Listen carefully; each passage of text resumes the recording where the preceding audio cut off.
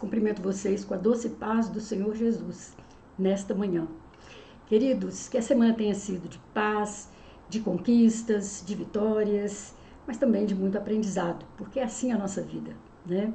Nós aprendemos com os nossos erros, fracassos, dificuldades, e o Senhor nos dá vitória naquilo que nós fazemos, confiados nele e seguindo a sua palavra. Hoje nós vamos dar prosseguimento na nossa playlist de Heróis Improváveis. São uma série de estudos sobre pessoas que foram citadas nominalmente na Galeria dos Heróis da Fé, lá no capítulo 11 de Hebreus, ou alguns foram citados indiretamente. Hoje a nossa lição é sobre Caleb, o guerreiro da fé na velhice. Caleb é um personagem que não cabe numa só lição. Revisitando as playlists anteriores, eu descobri um estudo que eu já ministrei sobre Caleb e é fantástico.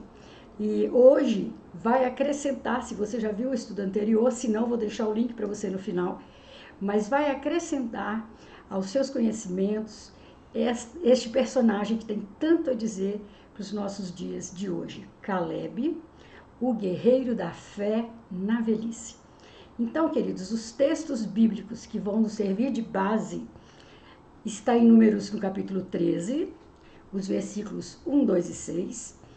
Depois, Números 13, de 17 a 25 e logo a seguir, de 26 a 33. Nós vamos lê-los daqui a pouquinho, depois que nós orarmos. Vamos orar?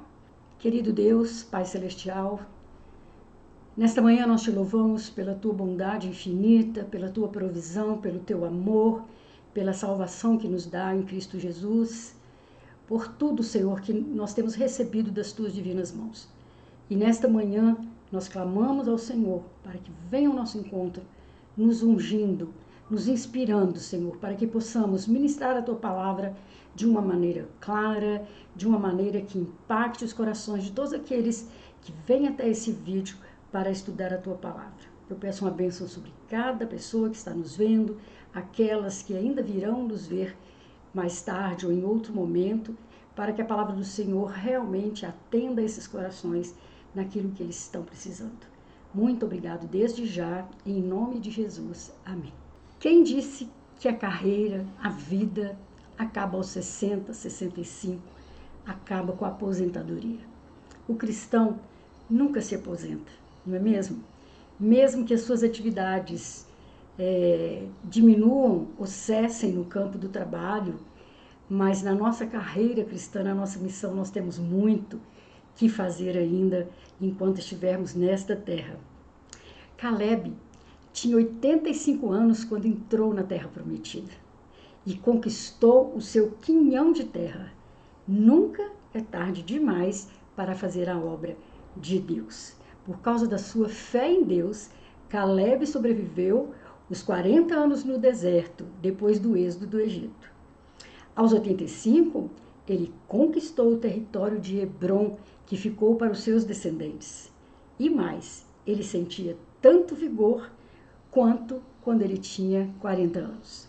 Então, é um personagem maravilhoso que vai nos trazer grandes lições nesta manhã de domingo. Eu gostaria, então, de ler com vocês o primeiro texto no livro de Números, no capítulo 13. Nós vamos ler os versículos 1, 2 e 6, e depois do 17 até o 25. E o Senhor disse a Moisés: envia alguns homens em missão de reconhecimento à terra de Canaã, terra que dou aos israelitas. Envia um líder de cada tribo dos seus antepassados. Da tribo de Judá, Caleb, filho de Jefoné. E agora, o versículo 17. Quando Moisés os enviou para observar em Canaã, disse: subam pelo Neguebe e prossigam até a região montanhosa. Vejam como é a terra e o povo que vive lá, se é forte ou fraco, se são muitos ou poucos, se a terra em que habitam é boa ou ruim, se as cidades em que vivem são cidades sem muros ou fortificadas, se o solo é fértil ou pobre, se existe ali floresta ou não. Sejam corajosos, tragam alguns frutos da terra. Era a época do início da colheita das uvas. Eles subiram e observaram a terra desde o deserto de Zim até Reob, na direção de Lebo-Amate. Subiram do Negueb e chegaram a Hebrom, onde viviam Aimã, Sesai e Talmai, descendentes de Enaque. Hebrom havia sido construída 7 anos antes de Zoan, no Egito. Quando chegaram ao vale de Escol, cortaram um ramo do qual pendia um único cacho de uvas. 2 deles carregaram o cacho pendurado numa vara. Colheram também romãs e figos. Aquele lugar foi chamado Vale de Escol, por causa do cacho de uvas que os israelitas cortaram ali. Ao fim de 40 dias, eles voltaram da missão de reconhecimento daquela terra. Que Deus abençoe a nossa leitura bíblica para a nossa edificação nesta manhã. Então, Caleb foi um dos 12 espias enviados por Moisés de Cades Barneia para explorar a terra prometida. A história de Caleb é muito conhecida entre os cristãos justamente por conta desse episódio e pela forma com que demonstrou sua fidelidade e confiança nas promessas do Senhor. Mas antes de falarmos sobre quem foi Caleb, precisamos saber que na Bíblia existem referências a outros personagens bíblicos com este mesmo nome. Sobre esses Calebs, há certa discussão entre os estudiosos, pois existe alguma dificuldade em saber quando tais referências mencionam pessoas diferentes e quando as referências tratam da mesma pessoa. Vocês podem conferir esse impasse em 1 Crônicas 2, 18, 19, 50, 1 Crônicas 4, no versículo 11. Caleb era filho de Jefoné, da tribo de Judá. Existem várias discussões sobre a ascendência exata dele. Caleb foi um dos 12 espias enviados por Moisés de Cades Barneia para explorar a terra prometida. A história de Caleb é muito conhecida entre os cristãos justamente por conta desse episódio e pela forma que demonstrou sua fidelidade e confiança nas promessas do Senhor. Mas antes de falarmos sobre quem foi Caleb, precisamos saber que na Bíblia existem referências a outros personagens bíblicos com este mesmo nome. Sobre esses Calebs, há certa discussão entre os estudiosos, pois existe uma dificuldade em saber quando tais referências mencionam pessoas diferentes e quando as referências tratam da mesma pessoa. Você pode pesquisar sobre isso em 1 Crônicas 2, 18, 19, 50 e no 1 Crônicas 4, no capítulo 11. Caleb era filho de Jefoné, da tribo de Judá. Existem várias discussões sobre a ascendência exata dele. Jefoné, seu pai, é designado como quenezeu, isto é, descendente de Quenaz. Os quenezeus provavelmente foram um dos povos nômades que peregrinavam no deserto de Sinai, segundo Gênesis 36:15. Quando Israel migrou em direção ao norte, alguns desses povos se juntaram aos israelitas. Possivelmente foi isso que aconteceu com a família de Caleb, sendo anexada à tribo de Judá. Mais tarde, Caleb conquistou uma posição de liderança e respeito dentro da tribo de Judá. Isso fica evidente quando vemos que Naasson, filho de Aminadab, era o líder da tribo, porém foi Caleb que representou a tribo de Judá entre os espias na missão de reconhecimento da Palestina ao lado de Josué e outros 10 espiões. Isso está retratado em Números 13:6.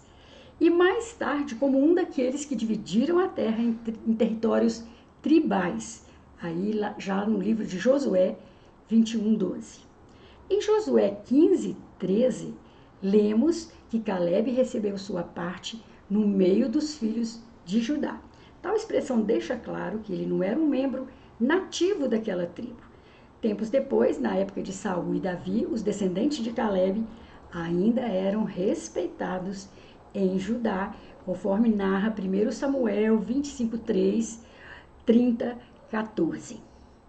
Então Caleb foi um dos 12 espiões enviados por Moisés à terra prometida antes que toda aquela multidão que tinha saído do Egito tomasse posse da terra. Então eu vou ler para vocês agora o texto que começa no versículo 26 e vai até o 33, Números 13, de 26 a 33. Aí eu li anteriormente, né, que eles foram lá e trouxeram as uvas, né, aquele cacho enorme, significativo, trouxeram figos romãs e deram relatório para Moisés. Então, eles retornaram a Moisés e a Arão e a toda a comunidade de Israel em Cádiz, no deserto de Parã, onde prestaram relatório a eles e a toda a comunidade de Israel e lhes mostraram os frutos da terra. Imagina isso para quem estava ali um tempão só se alimentando de maná.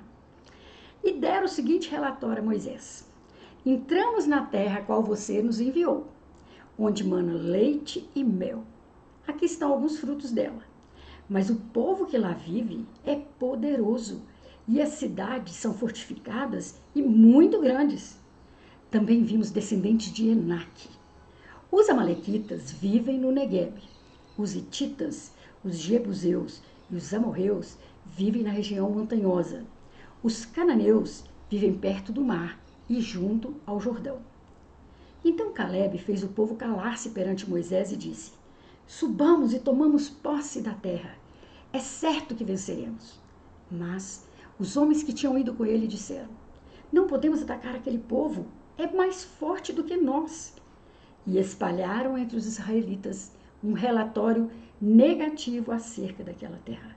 Disseram: a terra para a qual fomos em missão de reconhecimento devora os que nela vivem. Todos os que vimos são de grande estatura.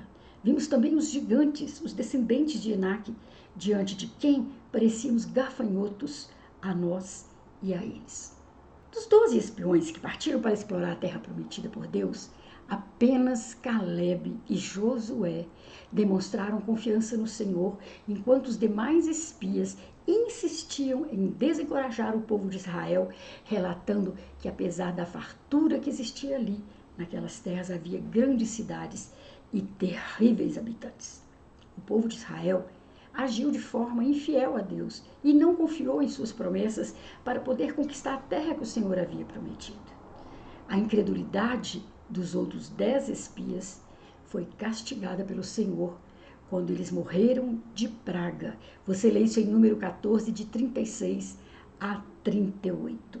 Então, toda aquela geração descrente e infiel teve que retornar para o deserto e ficar perambulando ali por cerca de 40 anos. Por outro lado, Calebe e Josué receberam de Deus a promessa de que eles teriam parte na ocupação da terra de Canaã.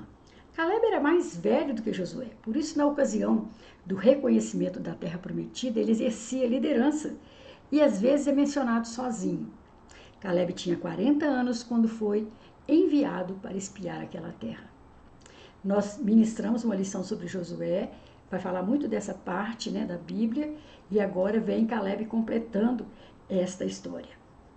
Após 40 anos de peregrinação no deserto, devido à sentença imposta por Deus sobre a geração incrédula dos israelitas, Calebe e Josué entraram em Canaã e foram decisivos na conquista daquela terra. Após as ações militares de Josué, que acabaram subjugando toda aquela terra, cada tribo recebeu a responsabilidade de ocupar o território que lhes havia sido designado por sorteio. Naquele tempo, Calebe já era um homem idoso, porém, mais uma vez, se mostrou um exemplo de fé e vigor para toda a nação ao reivindicar as suas posses. Calebe exigiu ficar com a região de Kiriat Arba, nas montanhas do sul, que depois foi chamada de Hebrom. Aquela terra era chamada de Kiriat Arba porque Arba foi o maior homem entre os Anaquins, ou seja, provavelmente ele foi um dos gigantes que haviam aterrorizado os 10 espias incrédulos e covardes enviados por Moisés. Gigantes no sentido físico mesmo, quando toda a guerra, todas as lutas se davam nas questões físicas ali, corpo a corpo dos homens, então isso tinha um significado e um valor muito grande. Então, Calebe reivindica aquilo que Moisés lhe prometera, essa região chamada Kiriat Arba. E, finalizando aqui, quando ele pediu aquela terra, Calebe fez com que Josué se lembrasse dos dias em que ambos estiveram ali na missão de reconhecimento e a forma com que Moisés usado por Deus, lhe prometeu a terra que ele havia pisado o pé, conforme está narrado no livro de Josué 14, 9. Caleb também diz que 45 anos já tinham se passado, mas o Senhor o conservou com vida para poder obter a realização da promessa. Então, com 85 anos, Caleb declarou que estava tão forte e disposto da mesma forma como era quando ele tinha 40 anos. E novamente reafirmou a sua confiança no Senhor ao dizer que Deus seria com ele e todos os inimigos seriam expulsos daquela terra. Olha que coisa interessante, o vigor, a lucidez, a consciência e a força desse servo do Senhor, passados 45 anos de que Deus levou de volta o povo, a peregrinar pelo deserto, porque eles não creram no poder de Deus para dar-lhes a terra prometida. E aí, quando foi conquistar Kiriat Sefer, Caleb ofereceu a mão da sua filha Acsar em casamento àquele que ferisse tal cidade. E o texto bíblico diz que foi seu próprio sobrinho, ou talvez irmão, Otniel, que liderou a invasão e a conquista daquela cidade. Assim, Otniel casou-se com a filha do Caleb, a Acsar, e mais tarde ele tornou-se o primeiro juiz do povo de Israel. Está lá em Juízes 3:9. Caleb também não é citado nominalmente na galeria dos heróis da fé, mas a Bíblia dá testemunho da fé de Caleb, ao dizer que ele perseverou em seguir ao Senhor. Lá em Números 32:12 e em Deuteronômio 1:36, colocando como uma das pessoas que tiveram uma confiança exemplar nas promessas e nos propósitos de Deus. E ainda na sua velhice, lutou para conquistar o espaço prometido a ele por Deus e venceu. Isso é que nós teremos que refletir depois de nós virmos esses estudos, este estudo sobre Caleb.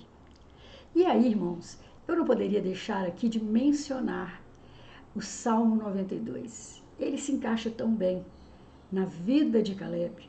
Embora tenha sido escrito muito tempo depois, nós vamos ver que ele se encaixa muito bem na vida dos servos de Deus, que ainda na velhice servem ao Senhor e permanecem fiéis e permanecem crendo no Senhor.